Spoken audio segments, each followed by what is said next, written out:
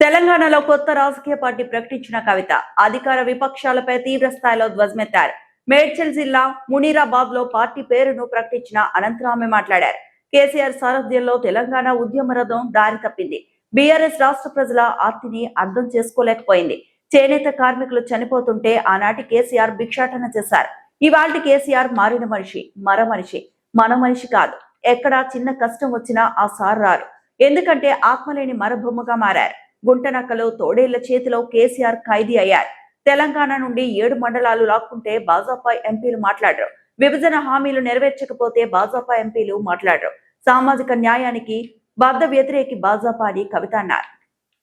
మన పార్టీ పేరు చెప్పాలా? రెడీయా? టిఆర్ఎస్.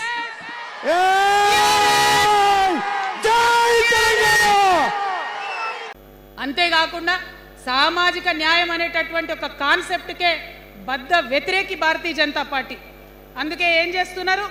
మహిళా బిల్ అయితే మోసం 2 సార్లు పాస్ చేసిరు, దాన్ని మొత్తానికే పక్కన పెట్టేసిండ్రు. బీసీ బిల్లు ఇక్కడికి వెళ్ళి పంపిస్తే దాన్ని తొక్కిపెట్టిండ్రు. కులగణన వేస్తామన్నారు, దాన్ని తొక్కిపెట్టిండ్రు. అత్యంత పేదవాళ్లకు సమాజంలో 2 బుక్కల అన్నం పెట్టేటటువంటి ఉపాధి హామీ పథకం ఉంటే కూడా దాన్ని కూడా మొత్తానికి బంద్ చేసి పెట్టిండ్రు. అయినా కూడా ఈ బీజేపీ బానిస ఎంపీలు ఒక్క మాట కూడా మాట్లాడరు, కనీసం పెదవులు తెరవరు. నేను ఇవాళ బీజేపీ ఎంపీలను డిమాండ్ చేస్తున్నా, సవాల్ చేస్తా ఉన్నా. మీరు తెలంగాణ తల్లి బిడ్డలైతే కనీసం భద్రాచలం దగ్గర ఒక 5 గ్రామాలు ఉన్నాయా, ఆంధ్రాలకు పోయినాయి. అవి పోతే మన రాముడి గుడి మునిగిపోతుంది. పోలవరం నిండితే భద్రాచలం మొత్తం కూడా నీళ్ళు వచ్చేటటువంటి పరిస్థితి ఉన్నది.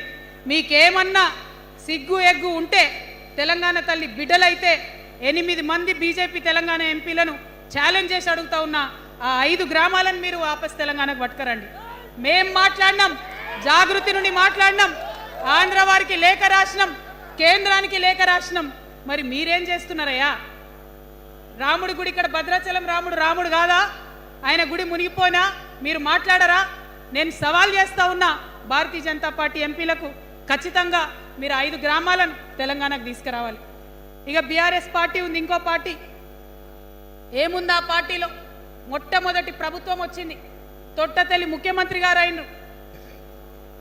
మంచి సాలు తీయాల్సి ఉండే. అది సామాజిక న్యాయానికి కావచ్చు, ఒక ప్రణాళిక కావచ్చు. 3 ముఖ్యమైన అంశాలతో తెలంగాణ తెచ్చుకున్నాం: నీళ్లు, నిధులు, నియామకాలు. ఏం చేసింది బీఆర్ఎస్ పార్టీ? నీళ్ల కోసం 10 సంవత్సరాలలో 1,89,000 కోట్ల రూపాయలు ఖర్చు పెట్టింది. 1,89,000 కోట్ల రూపాయలు ఖర్చు పెట్టి ఎన్ని ఎకరాలకు నీళ్ళు ఇచ్చిందంటే 14 లక్షల ఎకరాలకు నీళ్ళు ఇచ్చింది. అందులో 2 పెద్ద ప్రాజెక్టులు, ఒకటి పాలమూరు, ఇంకోటి కాళేశ్వరం. ఆ రెండిటికి కలిపి 1,21,000 రూపాయలు ఖర్చు పెట్టింది. ఎన్నిటికి నీళ్ళు ఇచ్చిరాయా? ఎన్ని ఎకరాలకంటే 1,00,000 ఎకరాలకు నీళ్ళు ఇచ్చింది. ఈ మాట బాధతో చెప్తున్నా.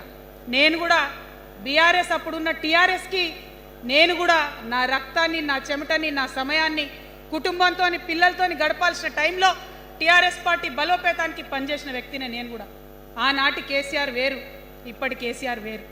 ఆనాటి కేసీఆర్కి తెలంగాణలో చేనేత కార్మికులు చచ్చిపోతుంటే భిక్షాటన చేసిన కేసీఆర్ ఆనాటి కేసీఆర్. ఇయాలటి కేసీఆర్ మారిన మనిషి, మర మనిషి, మన మనిషి కాదు. ఏమైంది ఇయాలటి కేసీఆర్కి? హైడ్రాల ఇల్లు కూలిపోతుంటే అరుస్తున్నారు, అన్నా ఎక్కడున్నావు రా. వచ్చిండ్రా? రాలే. వెలుగుమట్ల ఇల్లు కూలితే వచ్చిండ్రా? రైతులకు వర్ష బీభత్సమయ్యి మొత్తం పొలాలు మునిగిపోతే వచ్చిండ్రా? చేవెళ్ళ దగ్గర బస్ యాక్సిడెంట్ అయితే వచ్చిండ్రా? ఎక్కడ చిన్న కష్టం వచ్చిన ప్రజలకు ఆ సారు రారు, ఆ సారు రారు. ఎందుకంటే ఆయన మారిన మనిషి, మర మనిషి, గుంటనెక్కల తోడేళ్ల చేతిలో ఖైదీ అయినటువంటి మనిషి, మన మనిషి కాదు. బాధతో, దుఃఖంతో,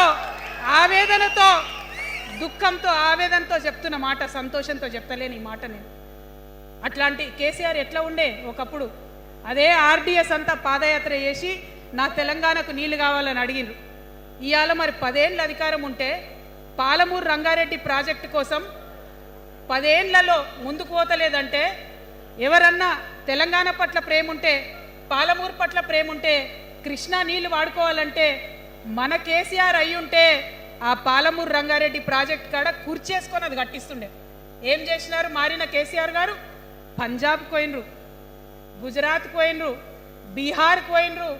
మేము మొత్తం రాష్ట్రంలో పీక్ కట్టలు కట్టం, నేషనల్ పార్టీ పెడతామని పోయినరు తప్పితే తెలంగాణ ప్రజలను పట్టించుకోలేదు. పట్టించుకుని ఉంటే, కేంద్రంతో గొడవ పెట్టుకోకుండా ఉంటే ఇవాళ పాలమూరు రంగారెడ్డి పారకపోతుండేనా? నేను అడుగుతా ఉన్నా స్ట్రేట్గా.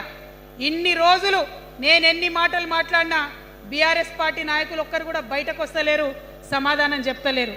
దీనికి మీరు సమాధానం చెప్పకపోతే ప్రజలే మిమ్మల్ని బయటకు లాగి సమాధానం చెప్పేటట్టు చేస్తారని కూడా ఈ సందర్భంగా నేను తెలియజేస్తా ఉన్నా.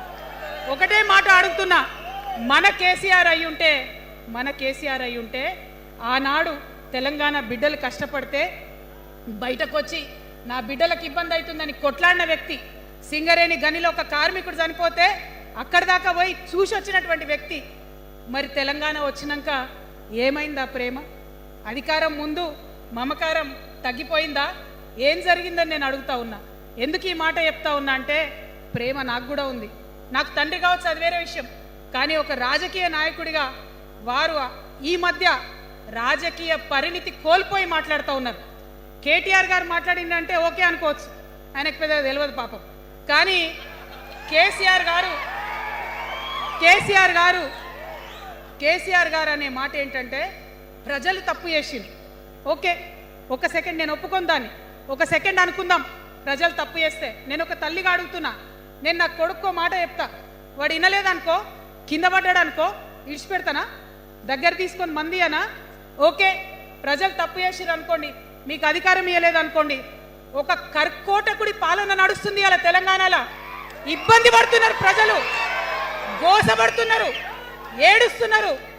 ఇండ్లు అన్నీ ఉండి ఇండ్లు గూలగొడుతుంటే, అర్ధరాత్రి ఇంటి మీదకి వచ్చి ఇండ్లు గూలగొడుతుంటే ఆదుకోవాల్సిన అమ్మలాంటి మన పాత కేసీఆర్ ఏడి? ఎక్కడున్నాడు? ఇది మనం అడగాల్సింది. అందుకోసమే నేను ఈ నిర్ణయం తీసుకున్నది. నన్ను పార్టీలోంచి బయటకేస్తే నేను వెంటనే పార్టీ పెట్టలే. ఆనాడు కూడా చెప్పిన, నేను ఆలోచన చేస్తున్నా, మారతారేమో అని చూసిన, పదే వేచి చూసిన. ఇవాళ నన్ను పార్టీలోకి వెళ్ళి సస్పెండ్ చేసి 10 నెలలైంది. నాకు నిజంగా మంచిగానే అయింది. ఎందుకు తెలుసా? ఆనాడు ఉద్యమకారులను ఇబ్బంది పెడుతుంటే నేను ఇంకా గట్టిగా మాట్లాడలేదు. ఆనాడు మీకు జరిగింది, ఇవాళ నాకు జరిగింది. కొత్త ఏం లేదు. కేసీఆర్ కోసం, టీఆర్ఎస్ పార్టీ కోసం, ఆనాడు తెలంగాణ ఉద్యమం కోసం ఇండ్లు అమ్ముకొని, భూములు అమ్ముకొని, ప్రతి ఊర్లో టీఆర్ఎస్ కండువా వేసుకొని పోరాటం చేసినటువంటి కార్యకర్తలు ఎక్కడున్నారు ఇవాళ? ఒక్క గుళ్ళ మెంబర్ ఇయర్ రాలేదా? ఒక్క గుడి చైర్మన్ ఇయర్ రాలేదా? తెలంగాణను వ్యతిరేకించి ఉద్యమాన్ని తొక్కిపట్టి మన మీద లాఠీలు పెట్టి కొట్టినటువంటి వాళ్ళకి తీసుకొచ్చి ఎమ్మెల్యే సీట్లు ఇచ్చి వాళ్ళ అనుచరులు వచ్చి మిడతల దండలాగా మన కార్యకర్తల మీద పడితే, తల్లి కోడి కాపాడుకున్నట్టు పిల్లల్ని కాపాడుకోవాల్సిన మన కేసీఆర్ ఏడబోయింది. వచ్చిందా ఎవరికన్నా పదవులు? ప్రతి సంవత్సరం రాష్ట్రం మొత్తంలో పోస్టులు నింపితే 6,000 పైచీలకు నామినేటెడ్ పోస్టులు వస్తాయి తెలుసా? అంటే 10 ఏళ్లలో 2 ఏళ్లకోసారి నామినేటెడ్ పోస్టులు వేసిన ఒక 30,000 మందికి దాదాపుగా ఏదో ఒక గౌరవం. ఏం కావాలి మనకు ఉద్యమకారులకు చెప్పండి? ఏం కావాలి? కండువా వేసుకొని పిచ్చోళ్ళ లెక్క తిరిగినందుకు, మన ఇంటోళ్ళని ఇడిచిపెట్టి తిరిగినందుకు ఇంత మర్యాద కావాలి. మా సార్ నన్ను గుర్తుపట్టిండా, మా పార్టీ నన్ను గుర్తుపట్టింది, నాకేదో చిన్న పదవి ఇచ్చిరని చెప్పుకుంటే ఒక మర్యాద ఉంటుంది. వచ్చిందా మనకు ఆ మర్యాద? ఎక్కడన్నా వచ్చిందా? ఆనాడు అవహేళన చేసిర్రు, పార్టీలకు వచ్చి మళ్ళీ అవహేళన చేసిండ్రు. అంటే ఎప్పుడైతే అధికారం వచ్చిందో అప్పుడు అమ్మతనం పోయింది, ఎప్పుడైతే అధికారం వచ్చిందో అప్పుడు మమకారం పోయింది. అందుకే అంటున్నా, ఆయన మన కేసీఆర్ కాదు, మారిన కేసీఆర్, మరబొమ్మ లాంటి కేసీఆర్. కాబట్టే ఇవాళ నేను నిలబడి యుద్ధం చేస్తా ఉన్నా. ఈ గడ్డకు ఈ తెలంగాణ రాష్ట్రానికి ప్రాణాలు అడ్డం పెట్టుకొని మన ప్రజలను కాపాడాల్సినటువంటి వ్యక్తులు కావాలి, అటువంటి సైన్యం కావాలి. సైన్యం అయిదామా? సిద్ధంగా ఉన్నారా? ఎట్లయితే ఉద్యమం అప్పుడు కడుపు కట్టుకొని కాలు కట్టుకొని పనిచేసినామో ఇప్పుడు అట్లా పనిచేయాల్సినటువంటి అవసరం ఉన్నది. ఇవాళ ఒక్క పాలమూరు రంగారెడ్డి కాదు, కాళేశ్వరంలో జరిగినటువంటి అవినీతి ఒక మాట ఆలోచించాలి. మన కేసీఆర్ అయితే ఏమన్నాడు అప్పుడు ఉద్యమంలో, నా బిడ్డ కానీ నా కొడుకు కానీ తప్పు చేస్తే తీసి పారేస్తా పార్టీలకు వెళ్ళన్నారు. ఇవాళ నేనేం చేసిందే మీకు తెలియదా? నేనేం చేసిన, కాళేశ్వరంలో అవినీతి జరిగిందన్నమాట చెప్పిన. అంటే అవినీతి జరిగిందని చెప్పిన నన్ను బయటేసి అవినీతి చేసిన పందికొక్కుల్ని పక్కన కూర్చోబెట్టుకున్నారు చూడు, అది మన కేసీఆర్ కాదు, అది మన కేసీఆర్ కాదు. కాదు, ఆత్మలేని మరబొమ్మ ఇప్పుడున్న కేసీఆర్, మన కేసీఆర్ కాదు.